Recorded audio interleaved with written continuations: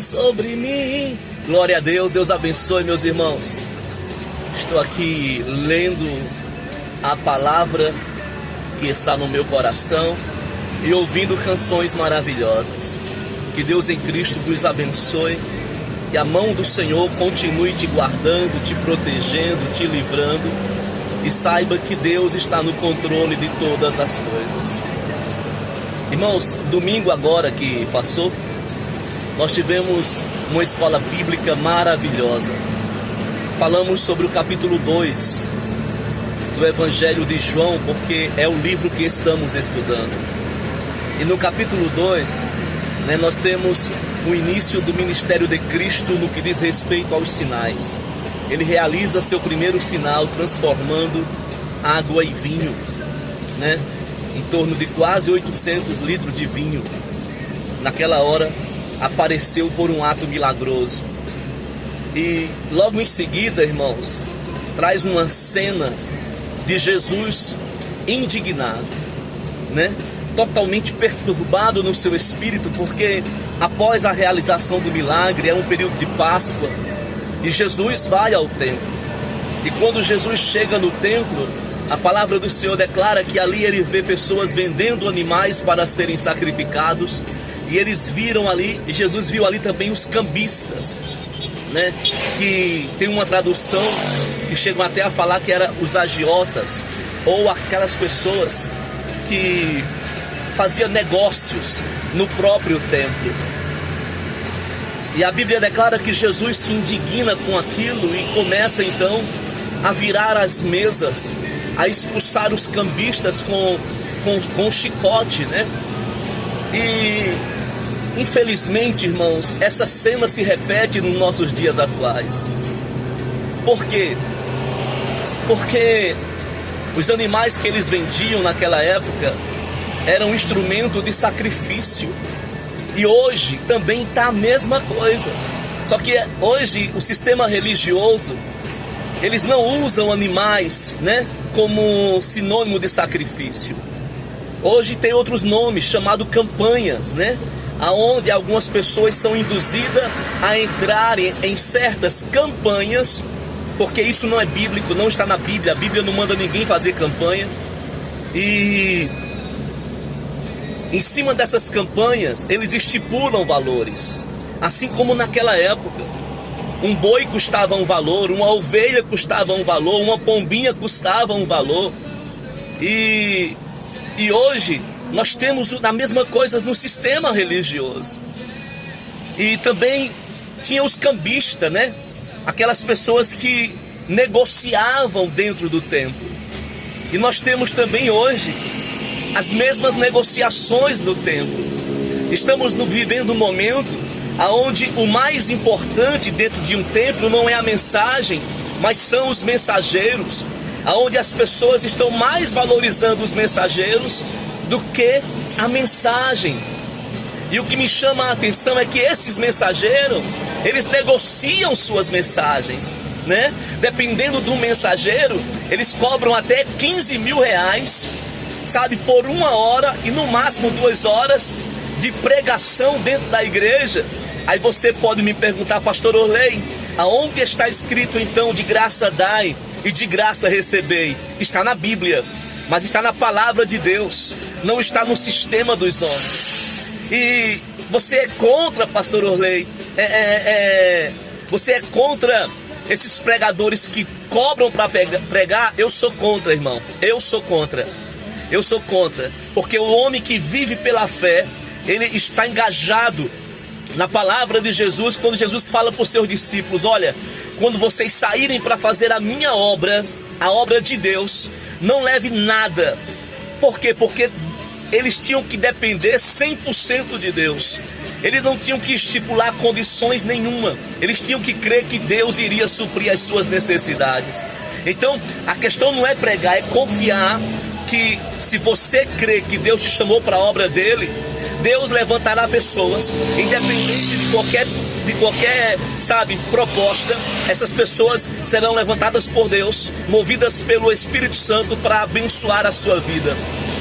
Hoje nós temos pessoas, pregadores, que tinha até agenciadores, né? Eles são os agenciadores. Se você liga para alguém, liga lá para o meu secretário, vê se tem uma vaga na minha agenda, vê isso, vê aquilo. E tudo isso, a culpa é de um sistema que criou esses mercadores da palavra de Deus nos dias atuais. Aí então, irmãos, você começa então a questionar e a perguntar: pastor, então por que tantos crentes estão desanimados? São pessoas que talvez estão vendo todo esse sistema de corrupção, de mentira no nosso país, que é terrível.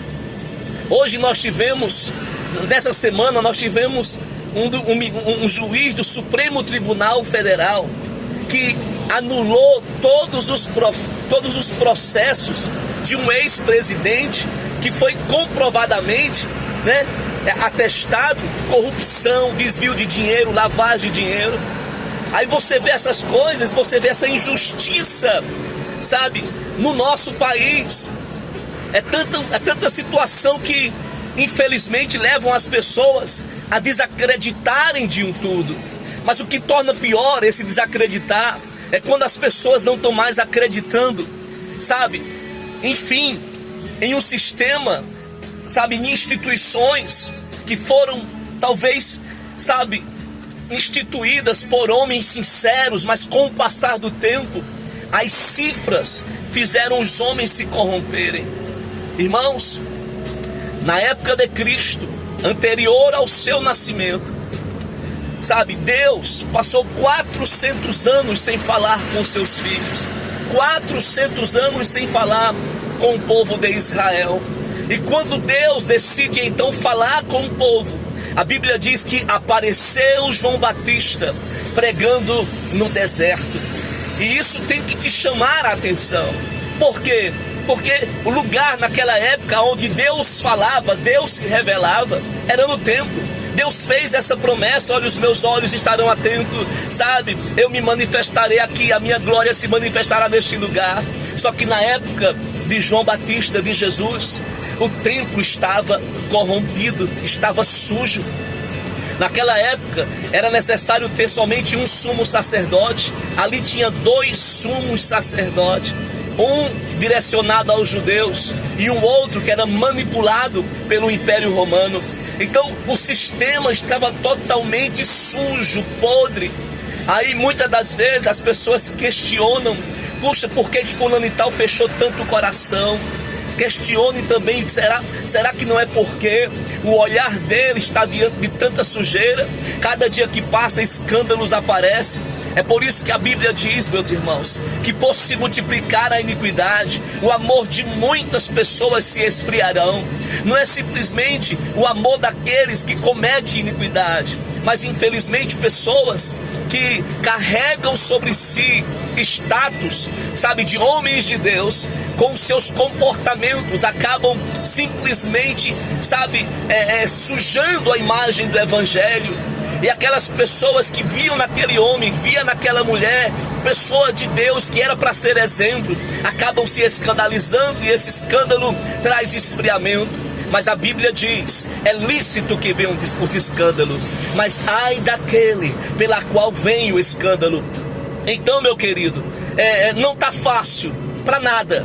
Não está fácil conviver dentro de uma sociedade, aonde é uma sociedade egocêntrica, uma sociedade egoísta, aonde as pessoas pensam somente no seu umbigo, e não é fácil contemplar um sistema religioso, sabe, que infelizmente, aonde tinha que haver pureza, aonde tinha que haver, sabe, verdade, estão fazendo da casa do Senhor aquilo que fizeram na época de Cristo. E Jesus fala: a minha casa é uma casa de oração.